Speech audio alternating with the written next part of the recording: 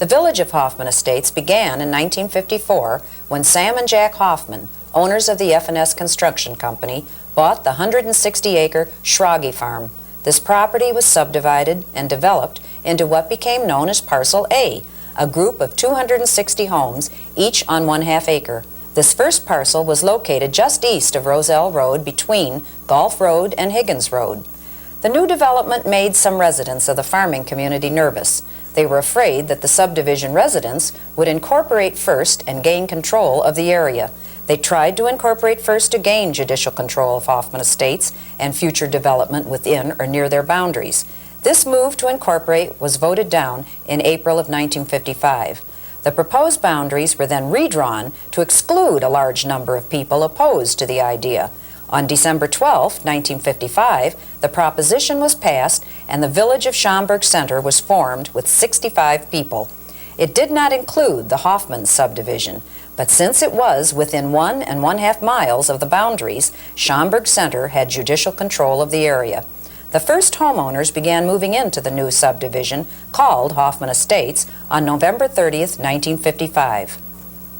We looked for a house for about a year. Charlie and I are shoppers. And we looked and we looked and we looked. And we saw models in Rolling Meadows. We saw models in Carpentersville. We saw models everywhere you could buy a house for under $15,000. Charlie and I shopped a year.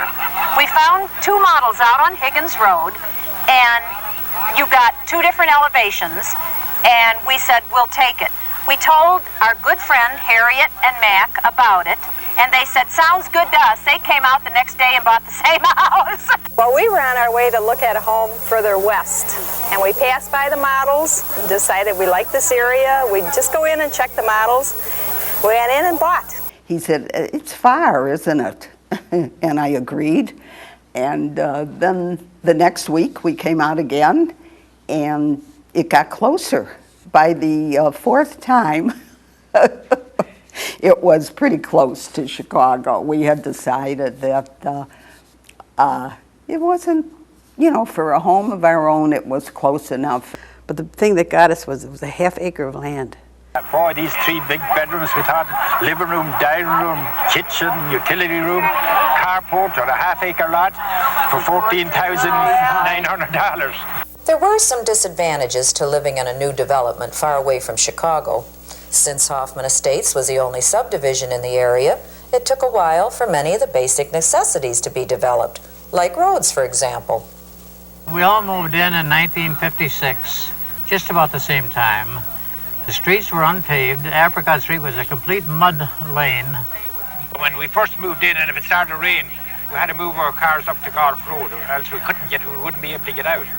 You know, I remember I had a plumber in and to hook up the gas. I moved in on a Wednesday, and I found out there was no gas even going into the place. They had to come down and put in a gas line, and the truck came with the furniture, and I had to go and get a bulldozer to have the truck pushed in and pulled in to my driveway. Did Hoffman's people furnish that? Yeah, Hoffman's. Yeah, they were good about it. The car got stuck in the mud, the moving van got stuck in the mud, and we all ran out and pushed. All the neighbors, not just us. I remember when they were going to put in the roads, the Cook County zoning restrictions were that a road had to sit as a gravel road for 1 year and settle before they would allow it to be blacktopped.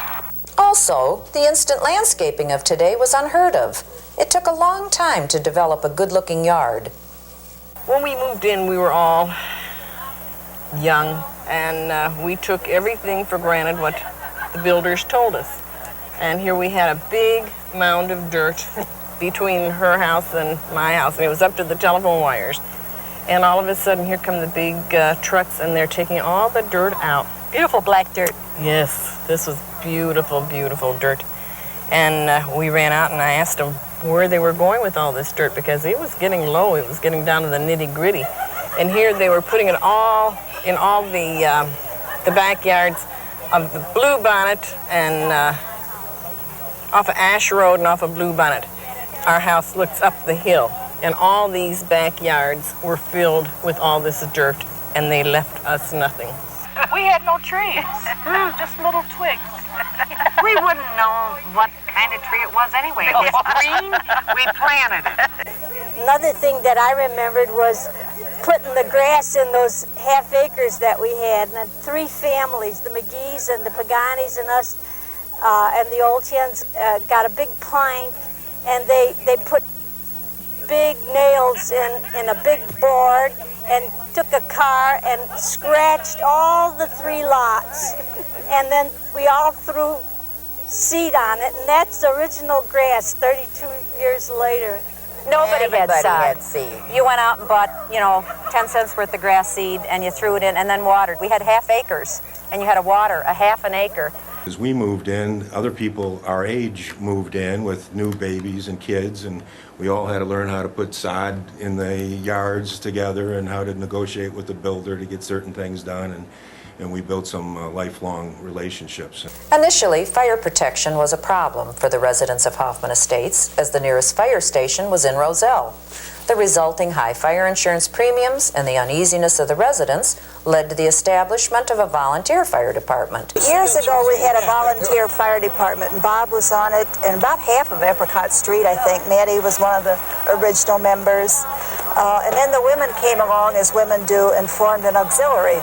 And we would make coffee and sandwiches and donuts for anybody that had a fire. We would be out there running around doing these little things. I was appointed trustee pro tem in order to form a fire district. Out of 2 others, our closest fire protection was Roselle, and we collected donations, $25 per house. $25 a house. To buy a fire truck. The fire truck was housed in the old Hammerstein Farm barn. As a result of this, for the first time, seceded from 2 other fire districts, Roselle and Palatine, and formed Hoffman Estates Fire Protection District. Operated as a separate entity until, I believe, mid-70s, when it was transferred to the village. I remember the first fire department going up right there on Flagstaff. We lived right on Grand Canyon and Flagstaff. The first medical center in Hoffman Estates was opened October 14, 1957, in a tri-level house on Aztec Road, now called Ash Road. It housed Dr. Ivan Vasquez, an internist, Dr. A.E. Waxler, a dentist, Dr. V.J. Bavetta, an optometrist, and Dr. C.A. Saleya, a pediatrician. But it was a great relief when they built the hospital at 1555 Barrington Road, because otherwise we'd have had to go to Northwest Community, and that's pretty far if you need to go to an emergency room. To fill the needs for schools in the area, F&S Construction Company built several schools, including Twinbrook, Blackhawk, and Fairview, and donated them to School District 54. By 1958, 811 students were enrolled. High school students were bused to Palatine High School until 1964, when Conant High School was built in Hoffman Estates. Blackhawk School is now the Schaumburg Township offices. Teachers, principals, everyone is involved and I can't tell you, I walk through the schools and I couldn't be more proud of what we have here in Hoffman Estates. There's none like it in any surrounding area or in Illinois and perhaps across the Midwestern states. District 54 and District 211 are also world-renowned school districts. Hoffman Estates High School is an award-winning, nationally recognized blue ribbon high school. People value their education, and that's what makes the community great. As Hoffman Estates grew, some residents began to want a local government. Schaumburg was approached but declined to annex them. Incorporation of Hoffman Estates was approved on September 19, 1959 by a vote of 759 to 569. On November 7th, the first village president, 6 trustees, a clerk, and a magistrate of police were elected and began functioning officially on November 12th with a budget of $6,206, which was donated by F&S Construction Company. Hoffman Estates was then less than 8,000 residents, and the incorporated area was under 3 square miles. The next month, the village took the deed to the Hammerstein farm buildings and land that became Chino Park, donated to the village by F&S Construction, who had been using the buildings as their offices.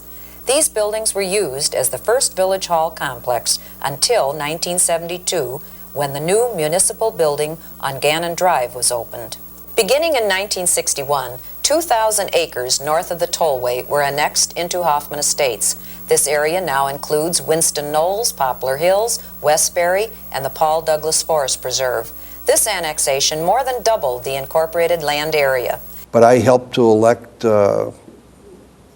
Virginia Hayter, Bruce Lynn, Darrell Rathman, Ralph Lyerla, and Fred Downey. Fred Downey was our candidate for mayor, and they completely swept the election. And with the exception of some wonderful people, specifically the late Bruce Lynn and wonderful Virginia Hayter, who was mayor at the time, they pulled this community back up on its feet with honesty and integrity.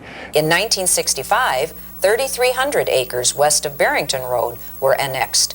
Originally planned as Leisure World, an adult community, a majority of the land was purchased by the Cook County Board and became the Poplar Creek Forest Preserve after plans for Leisure World failed.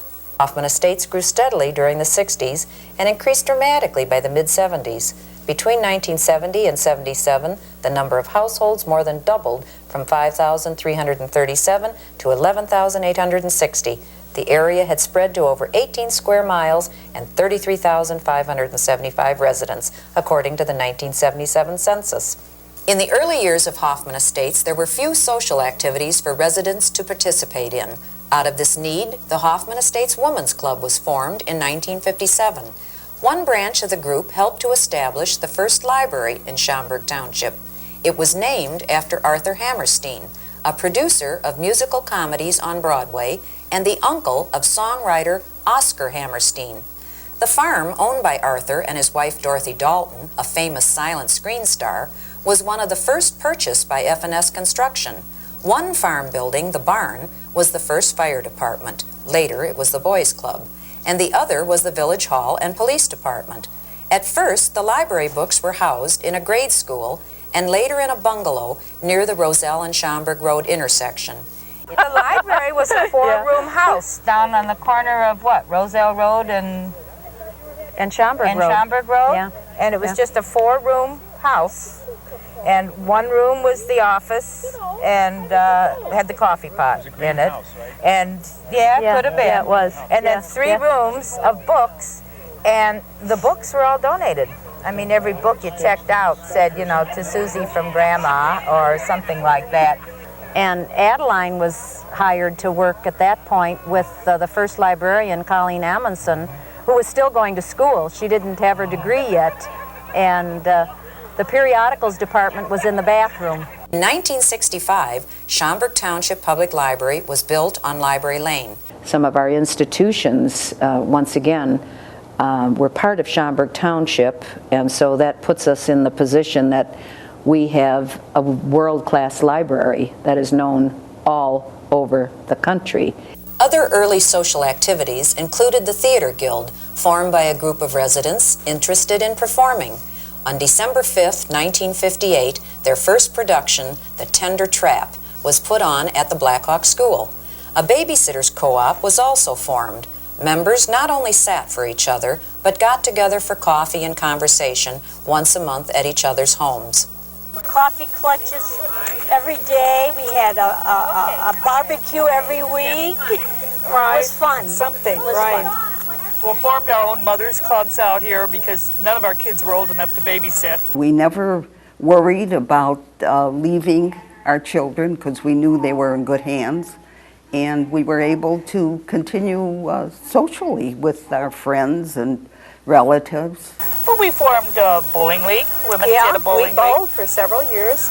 And Women's club. Yeah. And in '59, we formed a golf club. PTA. Oh my God, we started from scratch. And if you staggered your kids, you were in forever. I was in for 17 years. It was a great place to raise kids, and we all had good times. I enjoyed the babysitting club. Somebody must have talked about the babysitting club. I enjoyed that. I enjoyed PTA. We had Girl Scout troops and campfire groups and for the boys. Well, and when you had all those groups, they were all neighborhood kids. Yeah, you so knew all you knew the kids, and you knew the parents. Yeah. And there was actually a cul-de-sac down the street from us with 8 houses and 32 kids. And there wasn't a kid that was over the age of 12. And so it was very easy for your children to go out in the morning, find somebody to play with, and that's where they were. And you never worried about them because at that time it was still pretty much stay-at-home moms. Back when I was growing up, the Village Hall was on Illinois Boulevard, and there were a bunch of old barns. The Boys Club was there. The 4th of July festivities were held at Chino Park there, and I remember playing baseball and being able to play at Chino, and then everyone going to the Dog and Suds, which was on Roselle Road, and just having a good time with our ice cream. Little League started when I was 5 years old down at Twinbrook School, and that was before T-ball. Back then they had the coaches pitch underhand to the kids because none of the kids could throw the ball over the plate at that age. In the early years of Hoffman Estates, the different religious groups met wherever they could find the space. On October 27, 1957, ground was broken for Prince of Peace Lutheran Church, the first church built in the village at the corner of Roselle Road and Illinois Boulevard. Roman Catholics met at the Buggy Whip Tavern, where several volunteers would arrive early Sunday mornings to clear tables and chairs from the dining room. To complete the conversion into a place of worship, a portable altar, lights, and chairs were set up for Mass.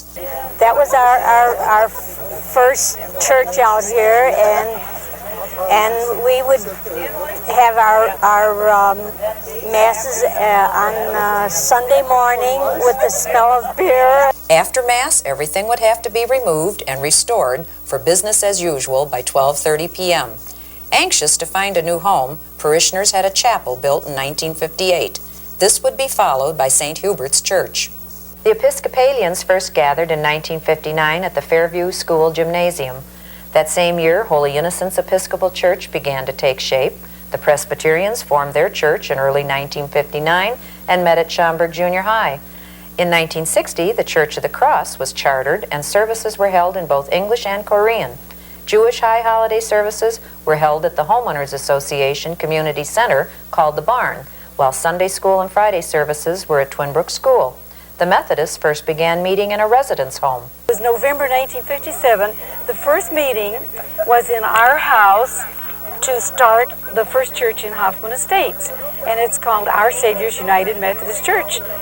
And we incorporated in March 1958. By 1961, shortly after incorporation, there was a Jewel food store and a Ben Franklin store built on the east side of Roselle Road, facing Higgins Road.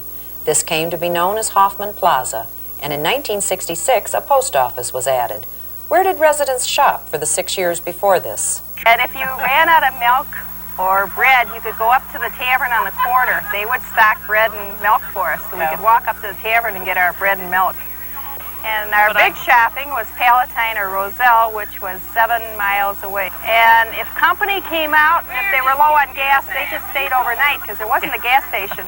We did not have a gas station. That's right. The first industry started in Hoffman Estates in August of 1965 when Thomas Engineering began processing pharmaceuticals on Central Road. They also developed the process for sugar-coating pills and candy, such as M&Ms. There is no mystery where the name Hoffman Estates came from. It was named for the father and son, Sam and Jack Hoffman, who built the first houses in 1955.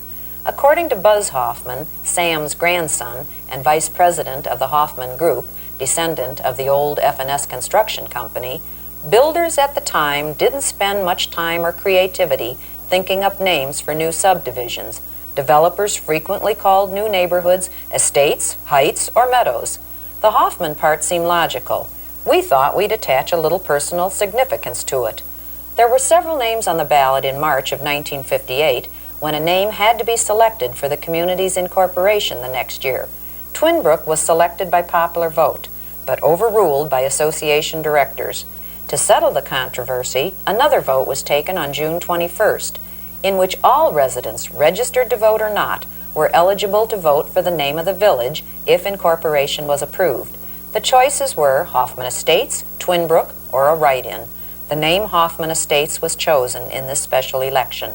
The reason why we had to leave at Hoffman Estates was because of the Hoffman, Illinois, down in southern Illinois. That was the difference. There's a little town of 300. Yeah. And because of that town of 300 in southern Illinois, which was 300 years ago, and it's still 300.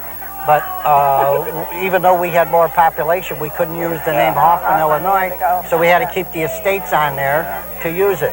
Today, Hoffman Estates covers 22.1 square miles. It's part of the Golden Corridor, the Northwest Suburban Expansion pathway of commercial and residential progress. Now our land butts right up to Elgin. 22.1 square miles now is the territory that we have within our boundaries. I think of all those people who served us over all of these years, these 60 years. They are the people that we should pat on the back and shake hands with them and thank them for their vision. If you go to the late Mayor O'Malley, who was able to bring the Sears people in town, and continuing on with Mayor McLeod, this wonderful leadership in this community has taken this from a bedroom community to a really international community that it is today. Bruce Lind said, we have got to do something. We must think long term. That insurance building is open over there on Hassel. If we don't act now, we may never see a better opportunity for the taxpayers. The village government consists of 400 full and part-time employees. There are 4 fire stations in Hoffman Estates. The Hoffman Estates Park District proudly offers first-class parks, facilities, programs, and services to meet the needs of a diverse and dynamic population. The award-winning district serves a community of over 50,000 with 2 community centers, a premier 18-hole golf course, state-of-the-art fitness center, twin ice arena, family aquatic center, and 72 parks. The Park District has come to a wonderful, wonderful institution. The Hoffman Estates Park District, I get to brag a little here, is right now one of the 4 final this for the National Gold Medal Award, which represents the best park district for park districts 50,000 to 100,000 people. We lived on Highland Pond, and I'll tell you, Rika, I used to spend every day at that pond, either fishing in the summer or running around the pond, or the park district had a lot of great activities. The golf course, the playing fields. When I was first going on, we always were petitioning to get the playing fields. And the conditions, and there's so many better fields than when my kids grew up, and the next generation will probably even get better fields. Poplar Creek Music Theater, the largest outdoor theater in the Chicago area with seating for 20,000, is adjacent to the Poplar Creek Forest Preserve. Probably my fondest memory personally, however, was the availability of the Poplar Creek Music Theater to have the world-class entertainment within a couple of miles of my home, and being able to avail myself to a number of those. Just brings back such awesome, awesome memories. The kids graduating from there, you know, the pomp and circumstance. 40% of the village is permanent open space and is comprised of parks, 3 golf courses, and forest preserves. In the state of Illinois, Hoffman Estates has more open land for recreation, combining our parks and our forest preserve, than anybody in the whole state. You're not going to have a stressed out community when you're able to go to beautiful open land and ride your bike, or just walk, or have a picnic, or go fishing. It is a great place to live. Commerce has grown from a roadside tavern to 10 shopping centers and a 65-acre industrial park and several major office complexes.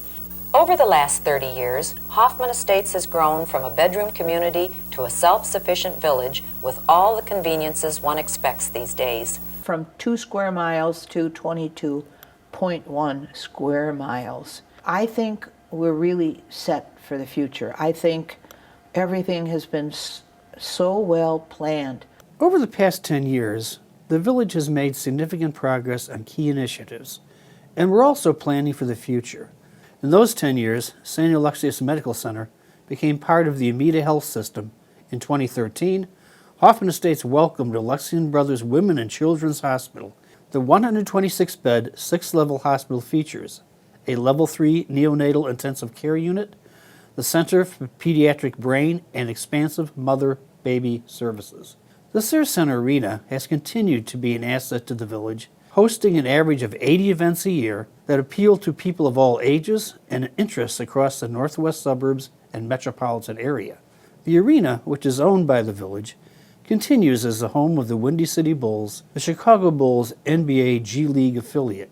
Now in their third season at the Sears Center, the Windy City Bulls have helped to support the arena through increased sales of suites and sponsorships while providing affordable, family-friendly entertainment. 2018 saw the groundbreaking for the new North American headquarters for Bistronic. The new 163,000 square foot Experience Center employs approximately 115 people and features office, manufacturing, warehouse, and showroom space for the firm's industrial products.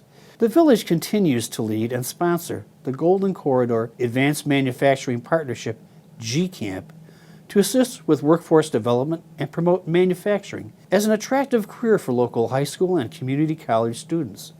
The Village worked with GCAMP in order to maintain the area's status as the largest manufacturing corridor in the state of Illinois and retain Hoffman Estates' manufacturing companies. The Village worked with Somerset Development during 2018 to repurpose the vacant 1.6 million square foot former AT&T campus. Work began in early 2019 to redevelop the property into a mixed-use metroburb featuring office, retail, hotel, services, and residential components, including up to 550 apartment and townhome units. This unique reuse project will revitalize this area of Hoffman Estates through the addition of new and growing business tenants, as well as a significant number of new jobs. The Village continues to promote transportation options offered to residents and businesses through partnerships with PACE and other regional entities. Since 2013, the Village and its partners have worked to expand the area's transit options, including widening I-90 and creating a full access interchange at Barrington Road. The Village is also working to provide alternatives to driving. Through a partnership with PACE, the Village was able to incorporate a park and ride at the Barrington Road interchange, as well as a pedestrian bridge over I-90 and bicycle access. In 2018, PACE buses began service to the Barrington Road Park and Ride, connecting to the CTA Blue Line station in Rosemont to create a transit pathway to downtown Chicago. We also continue to expand our network of bicycle paths. In partnership with Cook County, the Village completed engineering for a path on Central Road that will connect the new PACE Park and Ride with the Paul Douglas Forest Reserve Path System. The Village continues to prioritize neighborhood enhancements and infrastructure improvements. The Village's initial 5-year street revitalization plan completed the resurfacing of 67 street segments and full reconstruction of 56 roadways. We were able to surpass our original projections for the 5-year plan. Local businesses continue to succeed and invest in our community, plus other enhancements to existing businesses, including renovations. With increases in building permits for these and other new and growing businesses, we fully expect this success to continue into the future. Residential development has continued to be a strong area of growth. Bergman Point, an 81-unit single-family home community built by MI Homes at Ela and Algonquin Roads, is nearly complete, while Amber Meadows, a 108-home Lennar community situated at the intersection of Essex Drive and Shoe Factory Road, is under construction. Combined with the new construction apartments and townhomes planned for the Somerset Metroburb, residents continue to have their choice of housing options. As you can see, the Village of Hoffman Estates remains a vibrant and growing community that will continue growing to greatness for many years to come. We're such a cosmopolitan village. I mean, there's people from everywhere. I think the greatest are the residents. I feel we're this developed so nicely and so gradually that you hardly notice the transformation from a little tiny village with 262 houses I think we had originally, up until what is today 50, 60,000 people, whatever it is, and all the industry and the development business-wise around here. It's just pleasant to see and pleasant to think back on. As you look back, we've accomplished it, and we've accomplished it not only through all the things I just talked about, but also by providing it so it's economical to live here too, by mixing businesses and commercial and providing jobs, but yet providing great restaurants and shopping. So it's a complete community, and let's face it, that's what greatness truly is having a great place to live in, having a fun place to live, and just having a great quality of life. When you look around, I think, and see what Hoffman Estates has become, I'd say growing to greatness has been a good start when they first selected that motto, and they have worked very hard. They, the government and the people that live here, have worked very hard to make it what it is today. Our motto, growing to greatness, we live by that day by day.